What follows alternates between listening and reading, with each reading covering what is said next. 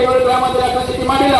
ತಾವು ನಮ್ಮ ಬೆವರಿರುವಂತ ನಮ್ಮಲ್ಲಿ ಅಟ್ರಾಸಿಟಿ ಮಾಡ್ತೀನಿ, ಹಾಂಗ್ ಮಾಡ್ತೀನಿ, ನಿಮ್ಗ ದರೋಡೆ ಮಾಡ್ತೀನಿ, ನಿಮ್ಗೆ ಕೊಲೆ ಮಾಡ್ತೀನಿ ಅಂತ ನಾವು ಸುಳ್ಳು ಹೆದರಿಕೆ ಹಾಕಿ ಎದುರಿಸ್ತಾ ಮಾತಾಡಿದೀವ.